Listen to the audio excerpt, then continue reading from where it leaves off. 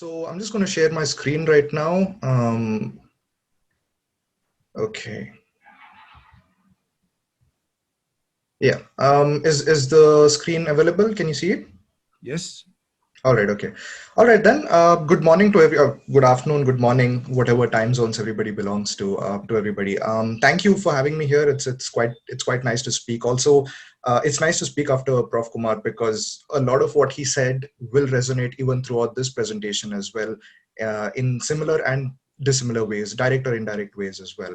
So I'm going to be speaking about Hindu extremism in India and South Asia, mainly in India, but also like some effects in South Asia and beyond. And the outline goes as follows. I'm going to be talking about Hindu extremism and its connection to Hindutva, which we will get into in detail. Some of the origins, the drivers, how Hindu extremism has been maintained, and how it has strengthened over time, and also briefly the impacts of COVID-19, as well as how Hindu extremism affects, or it has trends that go beyond India into South Asia and also into other continents. And finally we go into like the future or the implications of the situation.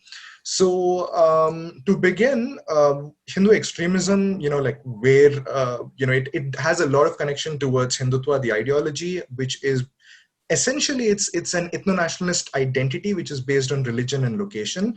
And Savarkar, who was one of the ideologues in the 1900s, in the early 20th century, he wrote this. He was one of the defining ideologues. He wrote a book called Who is a Hindu, which has become one among the many central texts for Hindutva ideologues as well. What it said was that anybody is a Hindu as long as they consider India as their Pitra Bhumi, which is the fatherland, and Pavitra Bhumi, which is a holy land. What that does, therefore, is that it excludes Muslims, Jews, and Christians, because these three religions don't consider India as a holy land as such, right? And the condition in which they are included is that they have to assimilate, and that has a lot of implications in terms of like reconversion and so on and so forth. So what is the goal, so to say? It is quite mainly to protect Hindu culture and to also ascend in superiority, and that works out in many different ways as this presentation goes into. And some of the common narratives, and this also relates to what Prof. Kumar mentioned, is that they spoke about a historical golden rule. There are a lot of them do speak about it. They talk about something called Ram Raja, which is the rule of Lord Rama, which is very similar to what people say about the Khilafat, or the Caliphate, right, so to say. There is also this narrative of Muslims being invaders and outsiders who came in the 11th to 13th century, and then the Mughals, and there's a lot of villainization of previous Muslim rulers in India. And also this discussion on Hindu weakness, which is that we are, again, like what Prof. Kumar mentioned, there is this emasculation and internal, perspective as well, which needs to be strengthened up over time. Now, and this presentation is going to be quite broad, so I'm going to be covering through a bunch of things quite, like over the top, but we can get into questions as and when as and when we move forward. Now, what is the brief, timeline of like Hindutva in India, right? And its origins existed in British rule and colonial rule, where there were, and I mentioned Savarkar, who had written his book Who is a Hindu in 1925.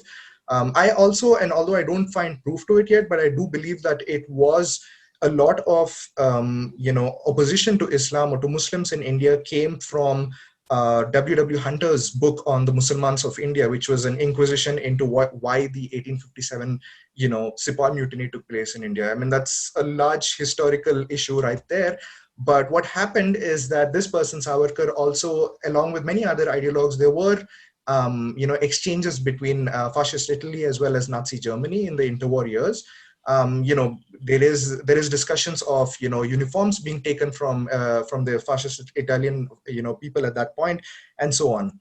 Now, what happens is in 1925 you had the formation of the Rashtriya Swayamsevak Sangh, which is the translation goes to National Volunteer Organization. And this is one of the defining organizations currently in terms of Hindutva, and also it has a lot of implications for Hindu extremism in India. The idea is that after independence, I mean, they were around, they were strengthening, they were, mobilizing supporters and so on. And after independence, they were banned on 2 or 3 occasions because Some of their one of their ex-members was implicated in the death of Gandhi, right in 1948. So there was a lot of moderation going on, but they also had the Bharatiya Jansangh, which was their political face, which existed, which was trying to make its own inroads into the political scenario at that point. Towards the 80s, right, as a result, direct consequence of Indira Gandhi imposing an emergency in India, there were a lot of people who were jailed, and then you had the formation of the Bharatiya Janata Party from those people who were jailed, who belonged to the RSS, and there was a lot of coalition politics that was taking place between them, between Hindu, people who from the Hindu right wing as well as the left wing, and a few other actors as well. Right, they came to power in the 2000s, but then they sort of lost hold of it, and then you had the election of the BJP by majority, which is something very rare in Indian politics. Normally, it's the central government is mostly a coalition, and it's almost never a majority. But something even rarer happened in the next election cycle, which is that the BJP came back to power with a bigger majority, and that's kind of unprecedented in many ways. So that is also where most analysts and commentators talk about the mainstreaming of Hindutva, right? So according to Ramachandra Guha, who's a well-known historian, there are some some reasons, and this is not exhaustive. But what he spoke about was that the Congress party, which was in power for the longest of time in India, was quite corrupt. They were associated with a lot of scams, and then there were authoritarian issues which popped up during Indira Gandhi's time. And that was one reason that pushed people towards the Hindu right, as well as left-wing groups and left-wing politics that took place. I mean, there's a huge history of it in India. You even have left-wing extremist groups, being the Naxalites, who do attack a lot of government targets and so on and so forth. What he also said was that Islamist extremism across South Asia, I mean, with the Afghan jihad and the Kashmir, Lashkar-e-Taiba, a lot of different groups from Pakistan and Bangladesh, putting in attacks into India as well, caused a lot of consternation among Hindu masses, which were sort of like exploited by Hindu right-wing ideologues as, look, these Muslims are here to attack us, and we need to be defensive about this. So, and the last thing, what he also, what was also mentioned is that ethno-nationalism is rising across the world, and part of that is that it sort of drives ethno-nationalism in India as well. But these were some of the drivers of Hindutva before things started getting extremely serious. In my opinion, I believe that there's a lot more that has been done, especially since 2014 and 2019, and more 2019 than even 2014, because during the first term of the current government, there was a lot more focus on economic and development issues, but as a lot of that started crumbling away, there was a lot more focus now towards towards Muslims and them being problems in India and so on and so forth. So what are some of the ways in which Hindu extremists maintain their strength? For one, a lot of them, obviously, again, being connected to the political party in power, they have extremely strong ground networks, as well as they work towards election campaigning. So just for reference, the RSS has more than 6 million volunteers and around 6,000 full-time workers as well. And they're divided almost around 60,000 locations across India, right? And that's really important because for example, in the Bihar state election or in the Uttar Pradesh state election, more than 50,000 WhatsApp groups were formed, whereby a large part of, election campaigning and also, some amount of disinformation also was being spread around through these groups. Now, there is a lot of access to government resources. Many historians have now been decrying the fact that, history textbooks are being rewritten in India to conform to the Hindu supremacist or the Hindu extremist narrative. And I mean, this has pervaded in many different universities across India. But what's interesting is that groups like the RSS are also heavily engaged in charity work. And this is something that cannot be, I mean, there's a extremely good book on it. I can share the details of it in a short bit, but it details about how the RSS has engaged a lot in charity work in the wake of natural disasters, which increases their credibility over time. What all of this has done, and even the previous 4 factors that I mentioned, is led to the construction of an identity of Hindus, which is monolithic according to which is a monolith according to the Hindu extremist ideologues, although it isn't, right? But this construction has taken place over time, and this is something that has allowed, for what you call, for opposition to Muslims as the threat that comes to Hindus in India. Most of this has been facilitated by excellent communication infrastructure. I mean, the PR agencies involved over here are paid extremely well in terms of, how, and meaning that they are extremely professional entities involved in furthering all of these agendas throughout. There's a lot of disinformation, a lot of fake news that takes place. I might mention one or two of the narratives that came out during the COVID time. And also there is a hyper-nationalistic media that is there. As you can see in this photograph, this is Sudhir Chowdhury. He's a very well-known news anchor in India, and he had this whole chart about jihad and how it takes place in India. So he talked about, and this is the translation for those who don't read Hindi. He spoke about economic jihad, history jihad, media jihad, movies and songs jihad, population jihad, love jihad. I mean, it got to a point where someone once tweeted, "I'm making an egg. Can I make it, or is this going to be called egg jihad right now?" It's kind of almost on that ridiculous level. And most recently, you also had issues of, the recent Wall Street Journal with, Facebook and Facebook executives from the public policy team in India actually being supportive of the ruling party, which led to them being a lot more softer on Hindu extremists across India. And that was a huge discussion that took place. But what has been the most recent trend at least during COVID-19? I mean, like Prof. Kumar, I don't want to say that there has been a definitive trend, so to say, or a definitive impact, but there have been some few key trends that you can pick out.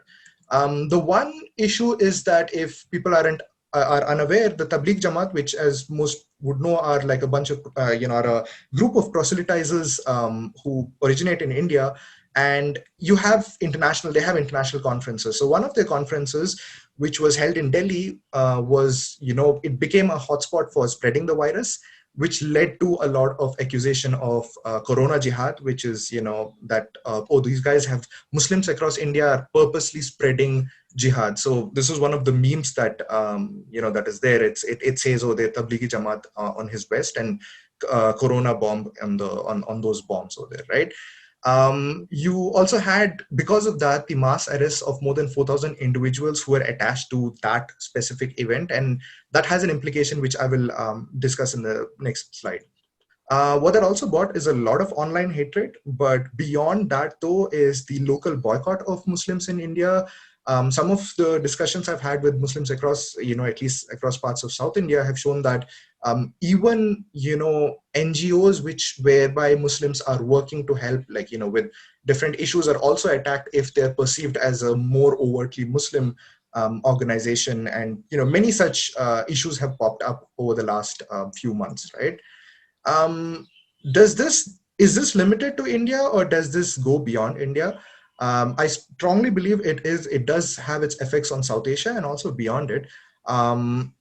If in one way, it affects foreign policy. A lot of what Hindu extremists across India do does affect foreign policy.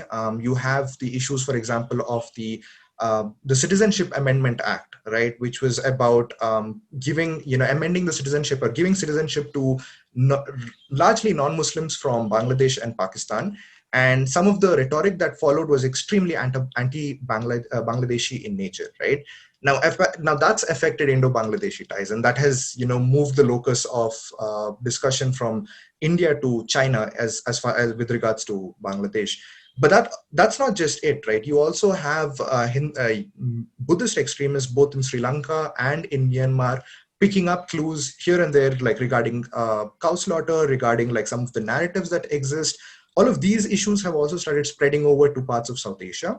But then again, it's not just South Asia. So recently there was also this huge issue because of Corona Jihad, the hashtag Corona Jihad. One of the things that went was that people from India started having, Twitter altercations with UAE officials, specifically UAE royalty, and that led to a diplomatic issue that had to be, that had needed some intervention by both the Prime Minister Modi as well as the Foreign Minister of India. And also, the Tabligh Jamaat incident, as I mentioned, has caused diplomatic tussles as well between many nations, because people are being, people have been arrested and have been detained for a really long time in India, causing a lot of, issues to the embassies and so on. And most recently, I mean, and also like, going further beyond, you also had the issue of, they do have like Hindu extremists and their propagandas do move on towards, they're apparent in elections across both the UK and the US. I think most recently was the Kashmir issue that popped up, and there was a lot of, backlash against anybody who supported, the non-Indian version of, the Kashmiri debate that takes place between India and Pakistan. So with that, I move on to the last few slides, which is how does Hindu extremism compare with Islamist extremism? For one, I mean, the amount of jihadist activity, and this is important to bring out in the beginning, is that jihadist activity in India has been quite low over the last 5 to 8 years. There have been no notable attacks as such, but there have been a few attempts. The issue, though, is that they still do exist a lot of similarities. For one, both Hindu extremists as well as jihadist groups, as was seen in their recent monthly magazines and so on, talk about how the opponent is affecting their identity. They are an existential threat to our identity, and they need to be taken down. There is this desire for a golden historic period, which is either Ram Rajya or the Khilafat. There is a discussion of internal weakness, that we are weak and we need to reclaim our strength. And to do that, we need to be attacking or defending ourselves from anybody who tries to attack us. Both foreign policy has an effect on and is also affected by different types of extremism. And here I don't refer to Islamist extremism affecting foreign policy in India, but outside of India as well, in many other countries. There is also the issue of reactive radicalization, or co-radicalization, as people would say, which is that any act of violence, and now it's become extremely, WhatsApp chats all across, you have this discussion, any single attack takes place, let's say in Pakistan or in Kashmir, and then suddenly Hindu extremists go on to say, look, this is what the Muslims are doing, and this is why they need to be attacked. And at the same time, whatever Hindu extremists have been doing in India, at least has been, captured by jihadist groups, including the Islamic State as well as Al-Qaeda, in their magazines. Like, for example, Voice of Hind, which is a monthly Islamic State issue, has discussed a lot about Hindu extremism, as does Al-Qaeda's, debate on, magazine called Nawaya Afghan Jihad.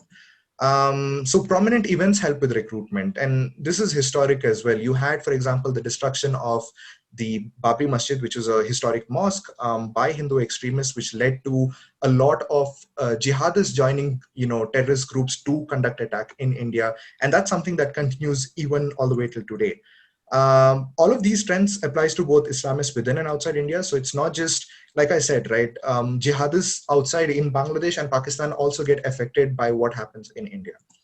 Now, what is the future, or what are the implications that we can see? And I'll be ending with this slide. Most likely, as long as there is a government that is not interested in addressing issues of Hindu extremism, there will be more mainstreaming that will take place.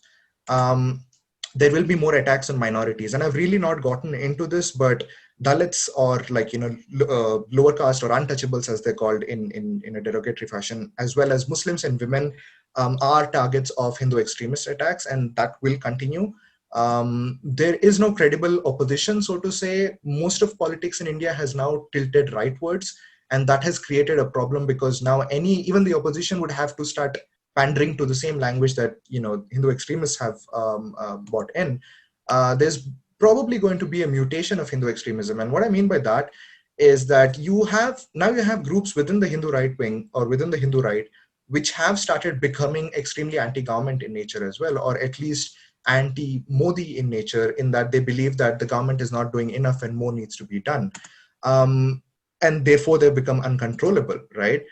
There is impacts on foreign policy, as I have discussed it. And very lastly, I mean, there is this issue of, and it's a very new discussion of how climate change will have its effects on Hindutva, but also most different types of forms of extremism across the world. So this is part of that, that discussion that should be something that academics should be focusing on, as well as policymakers.